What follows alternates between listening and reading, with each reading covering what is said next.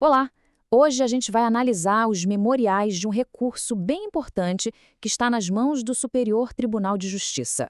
É um caso que, no fundo, gira em torno de uma questão fundamental: o tempo. 7 minutos e 38 segundos. Guardem bem esse número. Ele é o ponto de partida de uma argumentação jurídica que pode simplesmente mudar tudo para uma pessoa que está presa. E a pergunta que a defesa coloca na mesa é justamente essa: será que 7 minutos e 38 segundos são suficientes para anular uma ordem de prisão? Parece pouco, né? Mas vamos mergulhar nos argumentos para entender como isso seria possível. Primeiro, o ponto central do recurso, a alegação de que uma decisão foi tomada antes mesmo de a pessoa ser ouvida em audiência.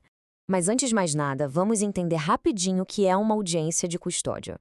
É um momento obrigatório em que uma pessoa presa é levada à frente de um juiz. O objetivo? Avaliar se a prisão foi legal.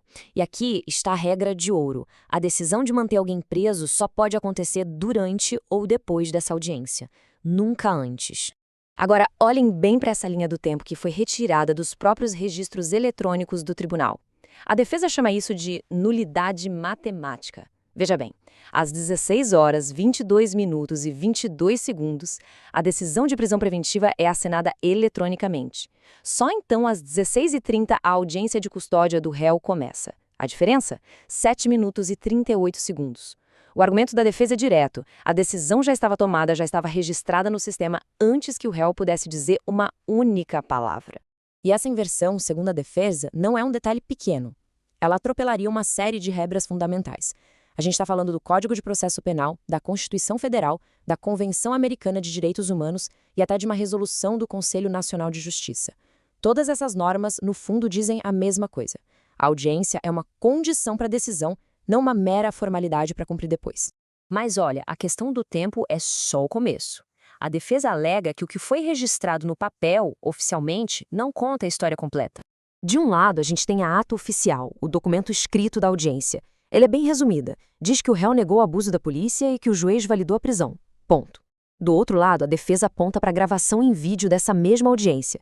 E o vídeo, eles argumentam, revela o que a ata teria omitido: a presença de uma terceira pessoa na sala, o depoimento do réu sobre a filha dele e, o mais crucial, uma fala do próprio juiz admitindo que já tinha tomado uma decisão.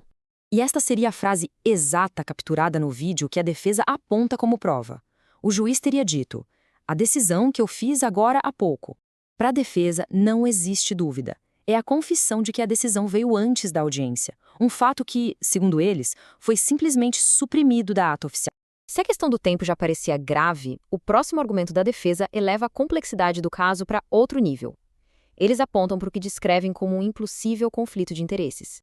Os memoriais revelam esta denúncia. O advogado que atuava como assistente da acusação, Gustavo Lopes Aguiar, tinha sido formalmente denunciado meses antes pelo próprio réu. A acusação contra o advogado era gravíssima: abuso sexual coletivo. E a vítima seria a filha de 13 anos do réu. E aqui vem o ponto que a defesa considera nevrálgico. O tribunal foi formalmente notificado sobre essa denúncia contra o assistente da acusação um dia antes da audiência de custódia. Para a defesa, isso quer dizer que o juízo já sabia desse potencial conflito antes de decidir pela prisão. E a defesa vai além, alega que este mesmo assistente de acusação estava presente no gabinete do juiz no exato momento em que a decisão de prisão foi assinada, naqueles minutos que antecederam a audiência. Essa alegação lança sérias dúvidas sobre a imparcialidade de todo o ato. Além dos problemas no procedimento, a defesa ataca a própria base material do caso, questionando se existiam provas de fato. O ponto de partida do ataque à prova é o principal laudo pericial do caso. Ele é classificado pelos próprios peritos de duas formas: indireto, por não terem examinado a vítima, e inconclusivo quanto às respostas, dependendo de exames futuros. Ou seja, a prova que deveria ser central já nasce com muitas ressalvas. Para sustentar a fragilidade da prova, a defesa aponta 5 supostas falhas no formulário médico do hospital. Primeiro, o nome do médico no cabeçalho e na assinatura não batem. Segundo, o campo da assinatura do paciente está em branco. Terceiro, um raio-x foi pedido, mas o resultado nunca apareceu no processo. Quarto, o diagnóstico descreve uma lesão, mas sem o código médico padrão. E por fim, o número de registro do médico que assina seria inválido no estado. O argumento seguinte cria uma inversão completa da narrativa. A acusação formal é de que a vítima teria sofrido um tiro na coxa esquerda. No entanto, a defesa afirma que a única ferida por arma de fogo documentada em todo o processo pertence ao próprio réu, localizada em seu calcanhar direito.